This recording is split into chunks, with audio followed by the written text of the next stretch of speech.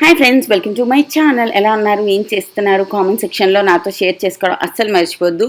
ఈరోజు నేను మీతో షేర్ చేసుకుంటున్నాను ఒక కుకింగ్ బ్లాగ్ అనమాట. కుకింగ్ అంటే ఇష్టం ఉన్న వాళ్ళు మాత్రమే ఈరోజు వీడియో చూడండి. మిగిలిన వాళ్ళు ఇంకా నేను బోల్డ్ వీడియోస్ పోస్ట్ చేస్తాను కదా, అవి చూడండి. ఎందుకంటే ఈరోజు వీడియో మొత్తం వంటే ఉండబోతుంది అనమాట. ఓకేనా? ఈరోజు మా ఇంటికి కొంతమంది గెస్ట్లు రాబోతున్నారు. వాళ్ళ కోసం నేను ఒక మంచి మీల్ ప్రిపేర్ చేయాలని డిసైడ్ అయ్యాను అనమాట. ఫస్ట్ నేను గారెల కోసం ఈ రాత్రి నేను మినపప్పు శుభ్రంగా వాష్ చేసి ఉంచేసాను. తర్వాత 3-4 సార్లు కడిగిన తర్వాత ఇప్పుడు గ్రైండర్ వేస్తున్నాను అనమాట.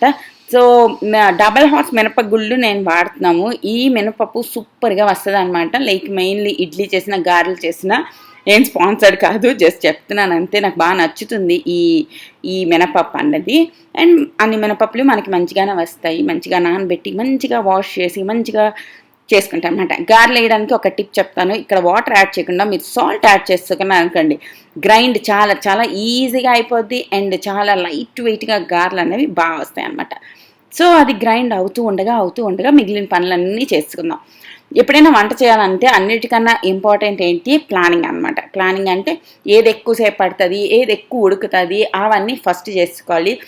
వేడివేడిగా తినాలి, చల్లగా అయిపోతే బాగోవు అనేవి లాస్ట్లో చేసుకోవాలన్నమాట.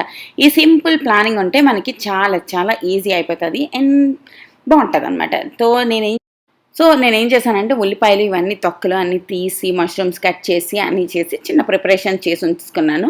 సో మనకి చాలా చాలా ఈజీ అయిపోతుంది వర్క్ అన్నది. అండ్ ఎంత మెస్సీగా కూడా ఉండదు. మనం నీట్గా రెడీ అయ్యి కూడా మన పనులన్నీ మనం చేసుకోవచ్చు. చిన్న చిన్న గ్యాజెట్స్ యూస్ చేయడం అన్నది అస్సలు మర్చిపోద్ది. ఎప్పుడైనా మీరు ఎక్కువ మంది కోసం కుక్ చేస్తున్నారంటే గ్రైండర్ యూస్ చేయడం, ఈ చాపర్స్ యూస్ చేయడం, ఇలాంటివి ఏంటి మన లైఫ్ని చాలా చాలా ఈజీ చేసేస్తాయి అనమాట. ఈ బటర్ఫ్లైది ఏదైతే ఇది ఉందో, ఇది one of the best chopper నేను ఇప్పటి వరకు పర్చేజ్ చేసిన వాటిలో. ఇది నా 3rd చాపర్ అనుకుంటా. ఇంకంటే ఇంతకుముందు కొన్నవి రౌండ్వి, అవి కొంచెం క్వాంటిటీ తక్కువ అవుతుంది. బట్ ఇది ఏంటంటే మంచి క్వాంటిటీలో కట్ అవుతాయి అనమాట. ఇక్కడ నేను చూపిస్తున్నాను కొర్ర బియ్యంతో నేను ఈరోజు పాయసం చేయబోతున్నాను అనమాట.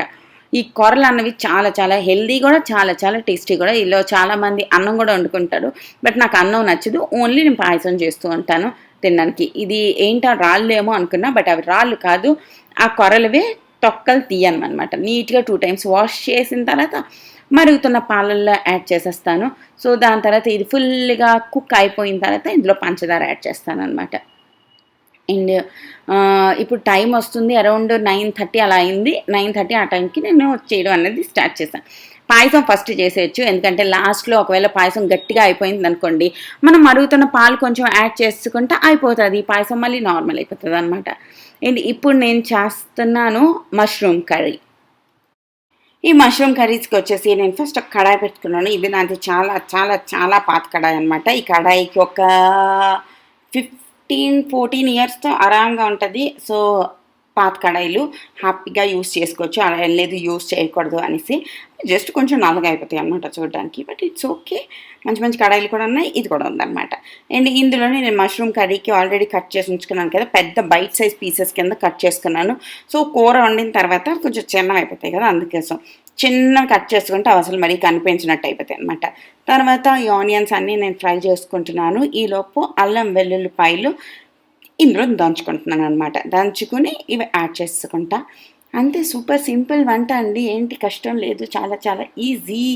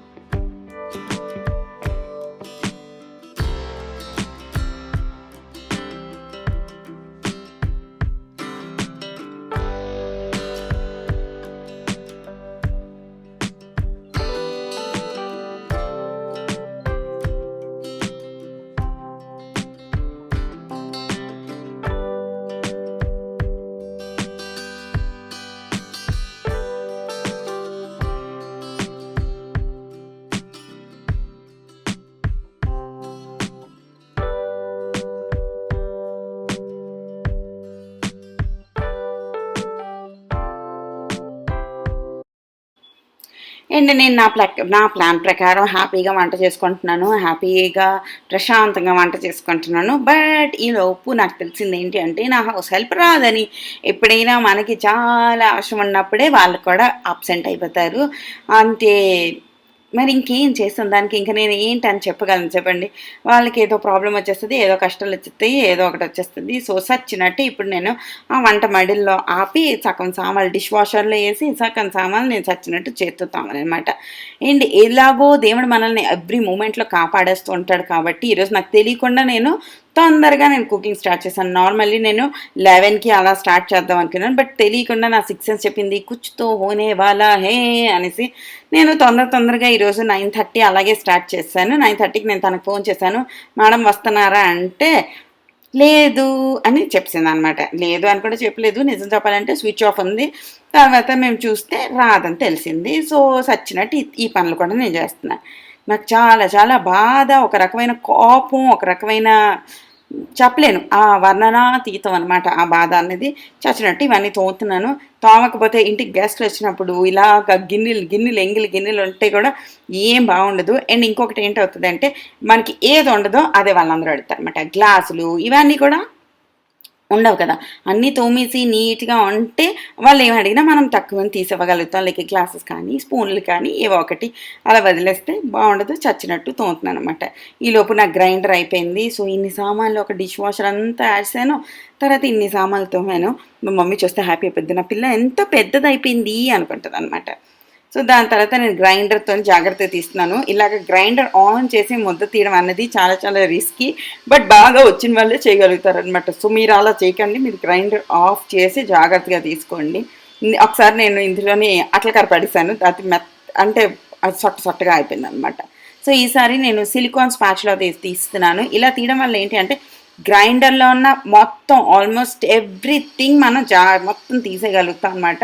స్టీల్ స్పాచులా కన్నా ఈ ఈ స్టీల్ గరిటె కన్నా ఇలాంటి సిలికాన్ స్పాచులా అన్నది చాలా చాలా బాగా పనిచేస్తది. నాకైతే ఇది చాలా చాలా ఇష్టం. లైక్ సేమియా ఏమైనా ఏపినప్పుడు తీయడానికి, గిన్నెల్లోంచి మొత్తం క్వాంటిటీ రావాలి అనుకుంటే తీయొచ్చనమాట. దీంట్లోనే నేను పచ్చిమిరపకాయలు, ఆల్రెడీ అల్లం కూడా ఏస్తాను. సో, అవి కూడా గ్రైండ్ అయిపోతాయి. అంటే ఫ్లేవర్‌ఫుల్‌గా అయిపోద్ది. తర్వాత మనం చేద్దాం paneer curry. Paneer and capsicum curry చేయబోతున్నాను. గ్రైండింగ్ పని అయిపోయింది కాబట్టి ఇది పక్కన పెట్టేసుకుంటాననమాట. దీంతో ఇంకా నాకు పని లేదు. అండ్ ఇప్పుడొచ్చేసి నేను పన్నీర్‌ని ఫ్రై చేస్తున్నాను. షాలో ఫ్రై చేస్తున్నాను కొంచెం ఆయిల్ పెట్టి. ఇటు పక్క నేను మరి పాలు మరిగిస్తున్నాననమాట. సో, టీ, కాఫీ వీటన్నిటిది మనం కూడా ఆకలేస్తే తినాలి కదా! అండ్ ఇదంతా అయ్యేలోపు నేను రెడీ అయిపోయాననమాట. నేను ఇంకో డ్రెస్ తీసి బయట పెట్టాను. అది అయిన తర్వాత లాస్ట్‌లో ఈ పన్నీర్ కర్రీ అయిపోయిన తర్వాత డ్రెస్ చేంజ్ అనేసి. బట్ కొంచెం రెడీ అయిపోయాననమాట. కొంచెం లిప్‌స్టిక్ పెట్టుకొని, ఐబ్రోస్ ఫిల్ చేసుకొని, మెడకు ఒక నెక్లెస్ లాంటిది వేసుకొని, చెవులకి పెట్టేసుకొని కొంచెం ప్రాపర్‌గా గుడ్ గర్ల్ లాగా. అండ్ తర్వాత ఇప్పుడు మనం చేస్తున్నాము పన్నీర్ కర్రీ. పన్నీర్ కర్రీ కూడా చేయడం సూపర్ సింపుల్. నా రెసిపీస్ అన్నీ మీరు ఆల్రెడీ చూసినవే. అస్సలు స్పైసీ లేకుండా చాలా చాలా నార్మల్‌గా టేస్టీగానే ఉంటాయన్నమాట. సో, అని నేను అనుకుంటున్నాను. తర్వాత ఇందులో కొంచెం ఆనియన్ యాడ్ చేసుకున్నాను, ఆయిల్ యాడ్ చేసుకున్నాను. తర్వాత యాలకులు, లవంగాలు, తేజ్‌పత్రి యాడ్ చేశాను. దాని తర్వాత రెడ్ క్యాప్సికమ్, యెల్లో క్యాప్సికమ్ ఉంటే వాటన్నిటిని కట్ చేసి ఇందులో యాడ్ చేశాననమాట. తర్వాత టమాటో ప్యూరీ చేసి ఇందులో వేసాను. అండ్ మష్రూమ్ కర్రీ గురించి నేను చెప్పలేదు కదా! అందులోని నేను కాజు పేస్ట్ చేసి వేసాను. అందుకోసం అది అలా వచ్చింది. ఇందులోనొచ్చేసి టమాటో ప్యూరీ చేసి వేసుకున్నాననమాట. దీని తర్వాత బాగా ఫ్రై అయిపోయిన తర్వాత టమాటో ప్యూరీ కూడా యాడ్ చేసుకుంటాం. తర్వాత అది బాగా మిక్స్ అయిపోయిన తర్వాత ఉప్పు, కారం, గరం మసాలా ఇవన్నీ యాడ్ చేసి లాస్ట్‌లోని పన్నీర్ పీసెస్‌ని కూడా యాడ్ చేసి అవి కొంచెం కుక్ అయిన తర్వాత లాస్ట్‌కి కొంచెం పచ్చిమిరపకాయలు, కరివేపాకు లాంటివి వేసుకుని అంతే సూపర్ సింపుల్. అన్నీ సింపులే, అన్నీ ఈజీయే కదా! ఏంటంటారు చెప్పండి. నాకు కామెంట్ సెక్షన్‌లో చెప్పండి. నేను వెయిట్ చేస్తుంటాను మీ అందరి కామెంట్స్ కోసం. ఓకేనా?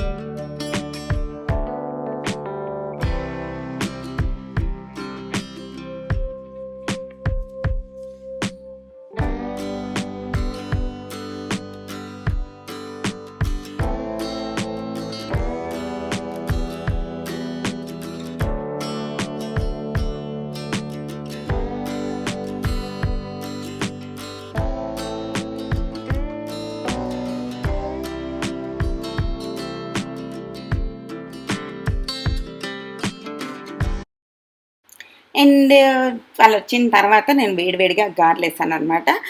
గారెలకి మష్రూమ్ కర్రీ అలా చేసాం. అండ్ బయట నుంచి కూడా బోలెడన్ని ఆర్డర్ చేసాం. Like mutton biryani and chicken joints, దాని తర్వాత అపోలో ఫిష్ ఫ్రై అనమాట. ఇవి ఆర్డర్ చేసాం. అంటే నేను ఈసారి వెజిటేరియన్ అని నేను ఇంట్లో వండాను. నాన్ వెజిటేరియన్ బయట నుంచి తెప్పించాం అనమాట. ఇక్కడ కుషాల్ అడిగాడండి, వాళ్ళు ఇంకా రాలేదు. కుషాల్ నాకు ఆకలేస్తుంది అన్నాడని వాడి కోసం వేడివేడిగా ఒక 4 గారెలు వేసాను. సో వాళ్ళందరినీ చూపించడం అవన్నీ ఏం చేయట్లేదు. జస్ట్ నా కుకింగ్ పార్ట్ని మాత్రమే చూపిస్తున్నాను. ఇట్స్ లైక్ పర్సనల్ ఫ్రెండ్స్ అనమాట. అందుకోసం ఓన్లీ ఇదే. మీ అందరికీ తెలుసు మా ఇంటికి ఎంతమంది ఎప్పుడు గెస్ట్లు వచ్చినా నేను అవేవి చూపించలేను, చూపించాను కూడా. లైక్ అది వాళ్ళ ప్రైవసీకి సంబంధించింది కదా. ఎవరెవరు యూట్యూబ్లో ఉంటారో వాళ్ళని మాత్రమే నేను చూపిస్తాను. లైక్ మా చెల్లి, మా మమ్మీ, డాడీ వీళ్ళందరూ ప్రిటీ కంఫర్టబుల్ విత్ యూట్యూబ్ అనమాట. బట్ వేరే వాళ్ళు కంఫర్టబుల్ ఉంటారో లేదో అన్న డౌటే నాకు ఎక్కువ వద్దు అనిపిస్తుంది. సో చూపించను. సో ఇది చికెన్ తెప్పించాం. ఇవన్నీ షాగోష్ నుంచి తెప్పించాం అనమాట. ఈ చికెన్ జాయింట్స్ వచ్చేసి ఇంకా Apollo fish and mutton biryani, chicken biryani, mutton biryani. And ఇది ఫిష్ మాత్రం చాలా చాలా టేస్టీగా ఉంది. ఇందులో ఫిష్ బోల్డ్ అంత ఉండిపోతే రాత్రి మజ్జిగ వేసుకుని ఈ ఫిష్ నంచుకుని తిన్నాను. ఓహో, మజ్జిగ అన్నం లేదా తర్వాణి అన్నం లేదంటే చద్ద అన్నంలోని ఫిష్ నంచుకొని తింటే సూపర్ యమ్మీ ఉంటుంది అనమాట. అండ్ ఇక్కడ సాహిల్ నాకు తీసుకొచ్చి ఇచ్చాడు బిర్యానీ. ఇంక జాగ్రత్తగా కట్ చేస్తున్నాను. అది గట్టిగా పెట్టేస్తాడు కదా, అండ్ వేడిగా ఉంటుంది. తీసినప్పుడు జాగ్రత్తగా తీయాలి. ఇది ఈ రోజుది వ్లాగ్. హోప్ మీ అందరికీ నచ్చింది అనుకుంటున్నాను. ఈ చిన్న కుకింగ్ వ్లాగ్ నచ్చినట్టయితే లైక్, షేర్, కామెంట్ చేయండి. ఛానల్ని సబ్స్క్రైబ్ చేయండి. మీరు ఎన్ని కామెంట్స్ చేస్తారో మాకు అంత మోటివేటింగ్గా ఉంటుంది. సో నేను రిప్లై ఇవ్వట్లేదని కోపం అయిపోకండి. నేను ఎంతవరకు ఇవ్వగలను అంతవరకు ఇస్తాను. మిగిలినవి మిస్ అయిపోతూ ఉంటాయి అన్నమాట. ఓకేనా? మరొక ఇంట్రెస్టింగ్ వీడియోతో మళ్ళీ రేపు కలుస్తాను. అప్పటి వరకు టాటా, బాయ్ బాయ్. జాగ్రత్తగా ఉండండి, హెల్తీగా ఉండండి, హ్యాపీగా ఉండండి. ఓకేనా? బాయ్.